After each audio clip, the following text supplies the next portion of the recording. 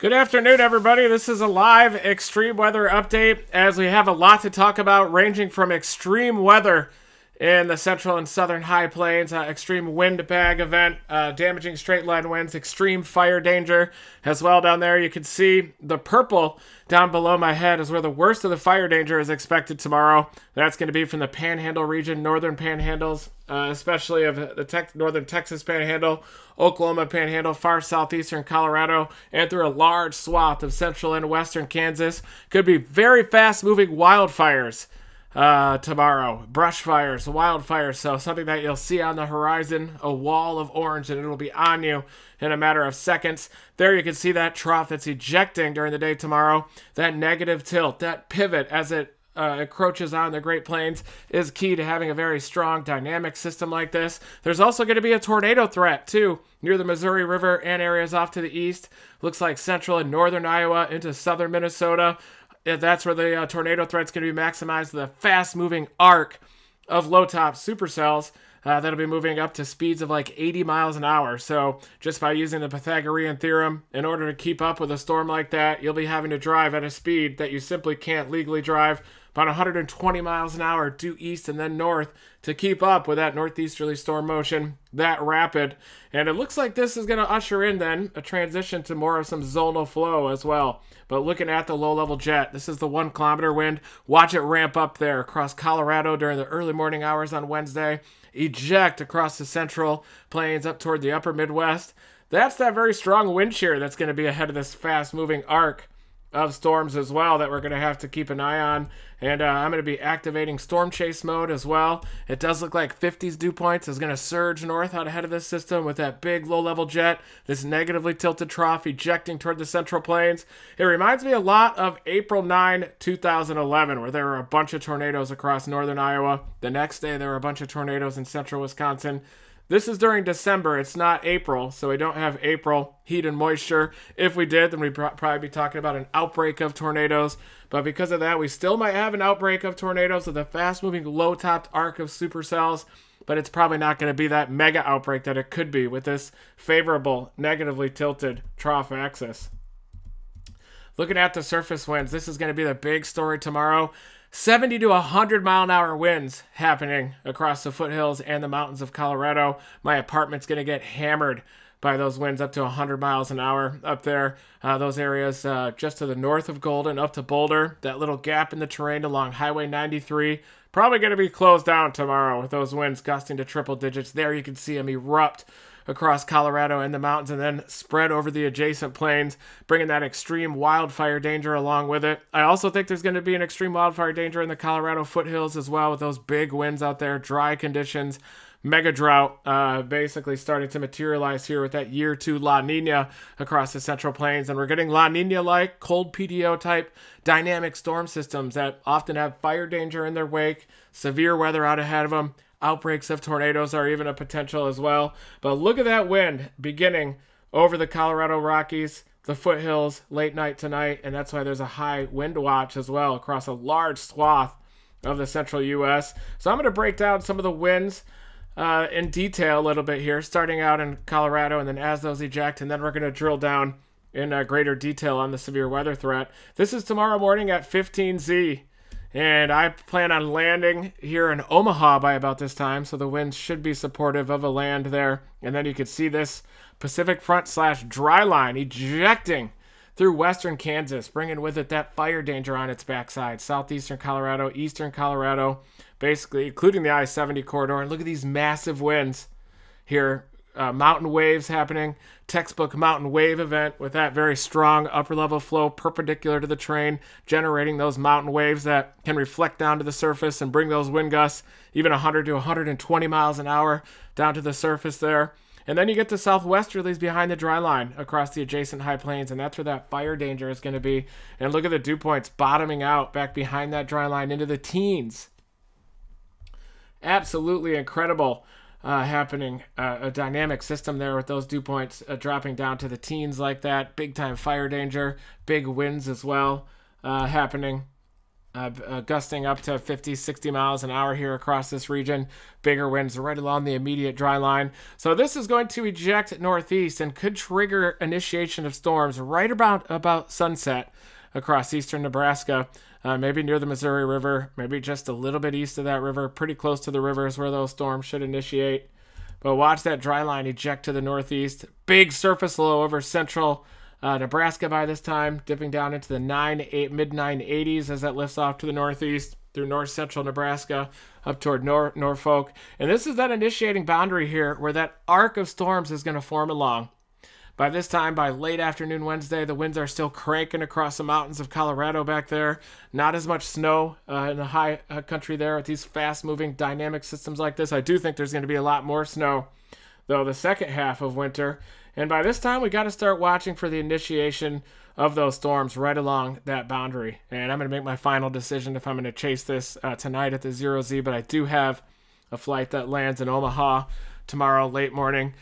Is going to be an arc of supercells ejecting off to the northeast.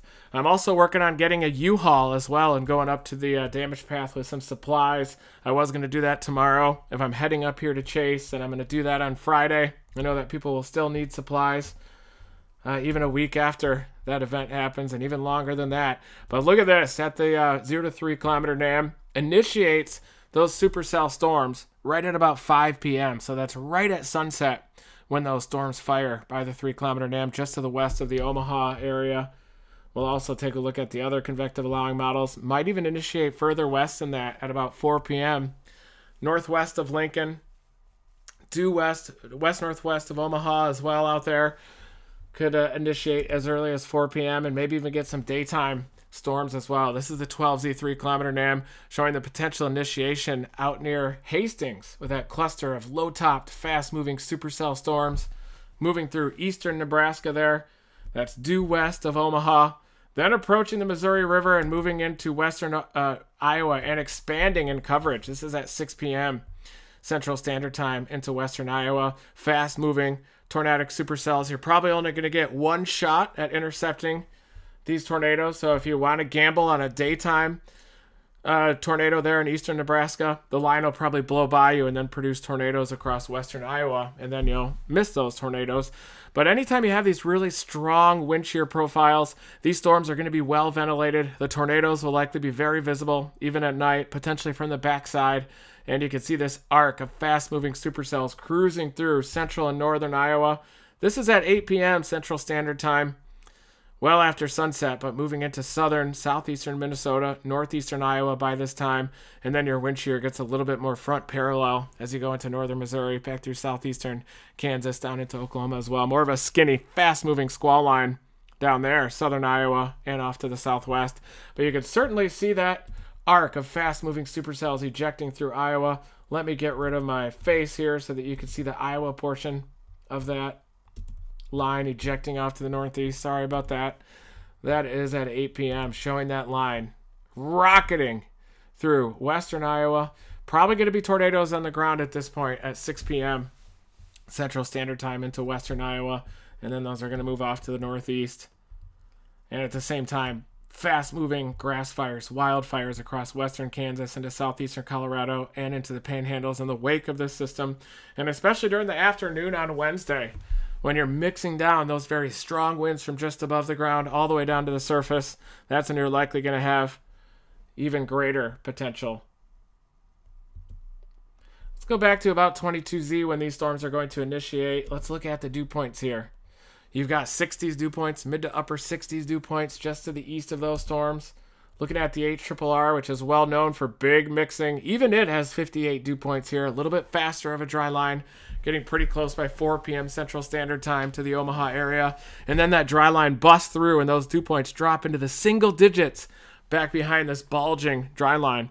Usually when you're chasing this, you want to target the apex of the bulge and up north along the northern portion of that bulge. Just like if you're chasing a bow echo, the greatest likelihood of tornadoes is going to be on the side of that bow echo where you get the tendency for cyclonic vorticity to be generated. And it's usually just to the north of the center point of that bulge and off to the north. That's where those storms will be more able to move off of that boundary more easily with a storm motion more perpendicular to that ejecting boundary. So I do think that there's going to be a fast-moving arc of those supercells developing right along the Missouri River. The 12Z 3-kilometer dam has those initiating further west. But not surprising, on the northern part of that bulge, notice how the HRRR is showing those to be more cellular up by Sioux City, a little bit further north, up toward far southeastern South Dakota. And then the center point of that ejecting arc and off to the south, you get more of a linear convective mode, more of a skinny squall line that's moving really rapidly, more of a windbag event.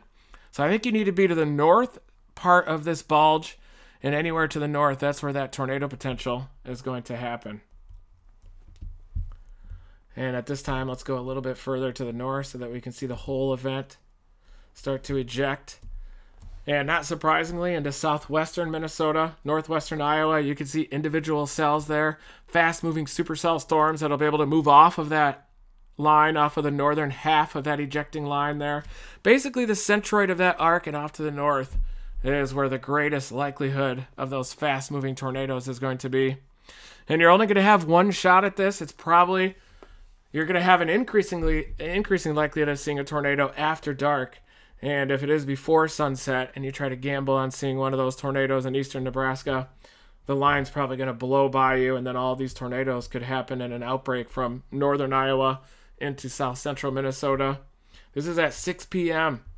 South central Minnesota into north central Iowa as that line is starting to eject and approaching the Minneapolis area. There still are quite a bit of discrepancies in timing. 3-kilometer dam is a lot slower.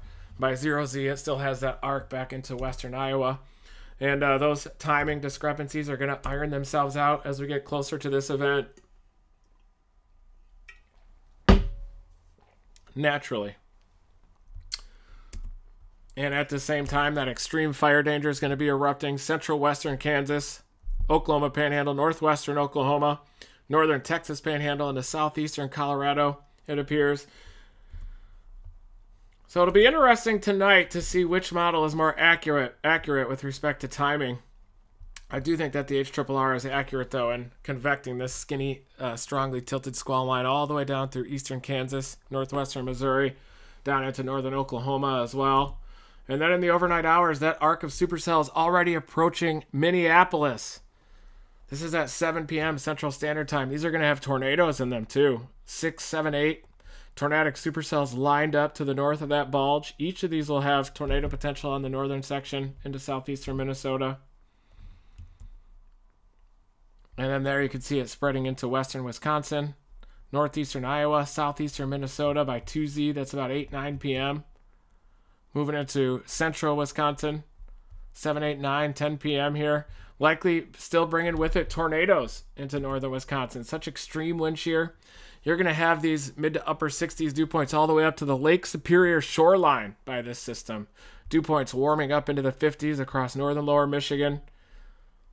Just an insane classic La Nina cold PDO style front. Very progressive system. And then finally, by about 4Z, that moisture gets pinched off into central Wisconsin. Decent moisture, though, into Illinois as well. Wouldn't be surprised to even see some tornadoes down there. Embedded within that line, although it should be just a skinny squall line by the time it vects that far east. Look at that skinny squall line into western Illinois. I wouldn't even be surprised to see some tornado-like vortices embedded within that portion of the line. That skinny squall line there pushing off to the east. But then northern Wisconsin up into the western upper peninsula of Michigan.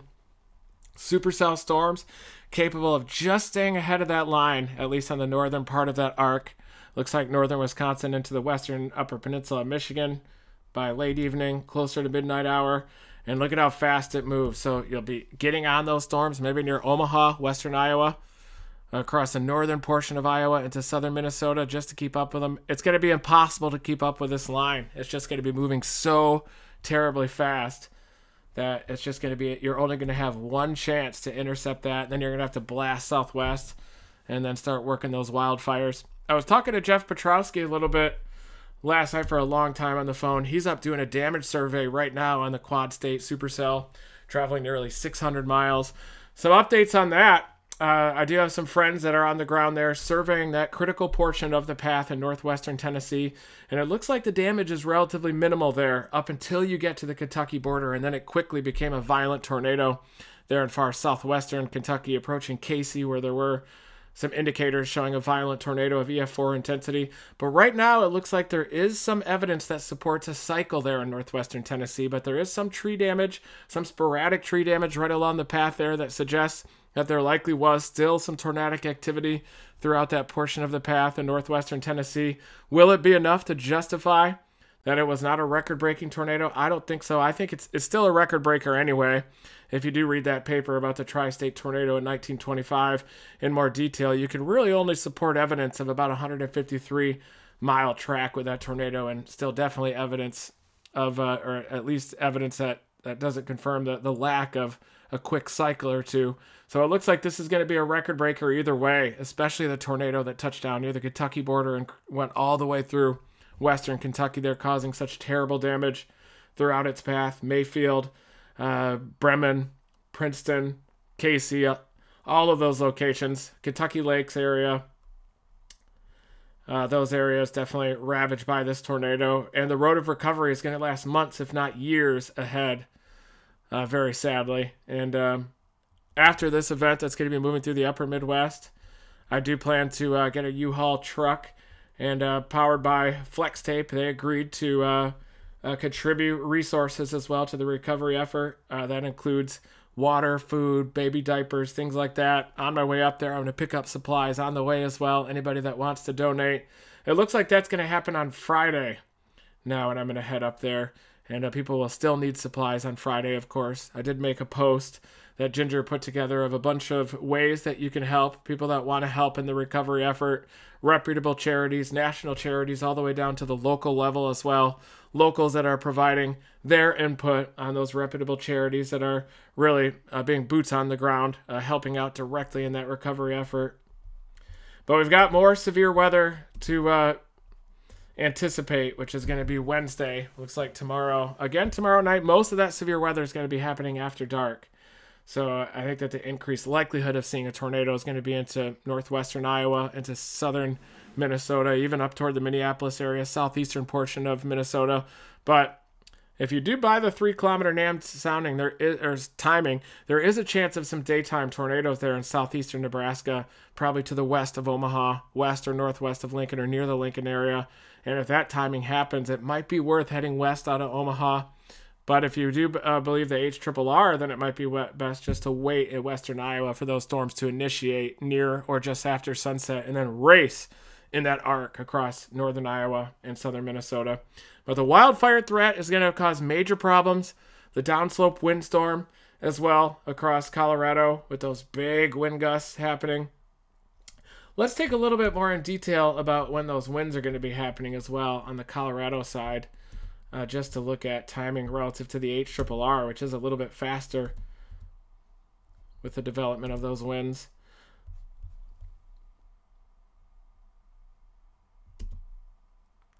By this afternoon, not too windy, but a lot of gravity waves out here getting reflected off the mountains with those southwesterlies out ahead of that trough. It's going to be an incredible night for sunsets across Colorado and southeastern Wyoming with those lenticular clouds, those wave clouds forming to the lee of those mountains, but you can just see the evidence of those gravity waves within the wind fields, and it can be totally calm, and then suddenly a gravity wave can reflect down to the surface, and then you can get a wind gust of 60 to 70 miles an hour that just comes out of nowhere. But the real widespread wind, it dies off a little bit tonight with some decoupling. Those waves will be more elevated up, not able to reflect down to the ground until you start to reach tomorrow morning. And then it's going to start to ramp up. Probably even before you wake up in the morning, you're going to start to hear those homes rumbling across the Colorado foothills. Looks like it's going to start across the foothills of southern Colorado and New Mexico first. That big-time wind event there across the southern Rockies.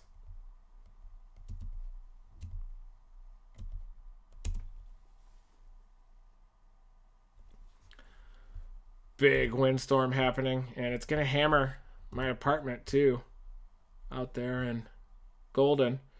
And so at 12Z, that wind really starts to expand. 5, 6, 7, 8 in the morning.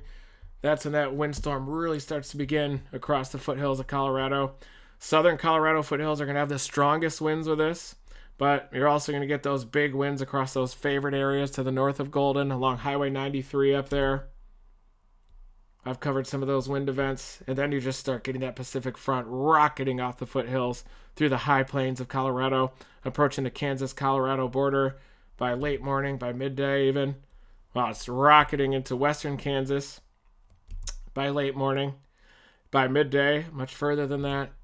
And it seems like the HRRR has a good handle just about how fast this is going to go, and with the strength of the winds back behind it. Northern Colorado gets into the game too, late morning into the middle portion of the day. Big winds here surging into southeastern Wyoming as well. Big winds on the backside of this powerful mid-latitude Colorado low here, ejecting from eastern Colorado up to northwestern Nebraska, dropping down to 982 with that arcing. Look at this arc. Impressive arc here.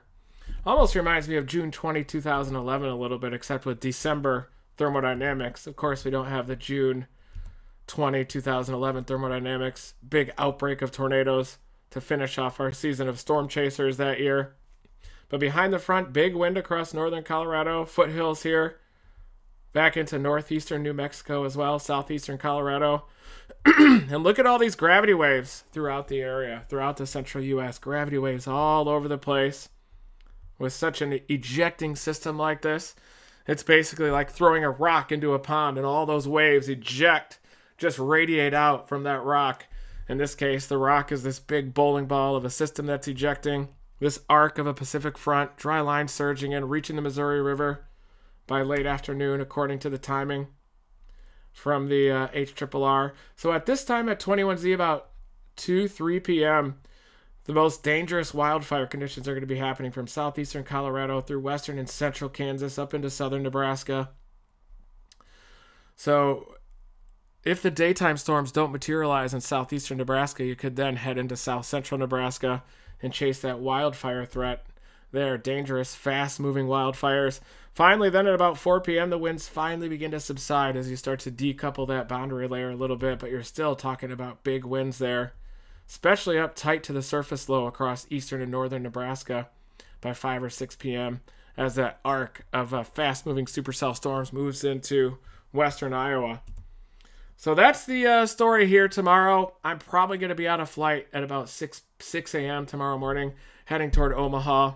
Rent a car, probably blow the windows out inside the northern portion of that arc. Try to deploy more gravitron sensors as well out ahead of those fast-moving supercell storms, collect more valuable data. And then I'll head back on Thursday, get that U-Haul ready to go, get the supplies loaded up, and then I'll be heading toward maybe some smaller communities that might be even more in need of those supplies within that record-breaking damage path across western Kentucky. So thank you, everybody, for tuning in to this weather report. I'll keep you updated. Stay tuned on everything. And it does look like another very volatile weather day happening tomorrow and tomorrow night, from extreme weather to a windbag event to a fast-moving arc of low-top supercells with low tornado potential. Never stop chasing.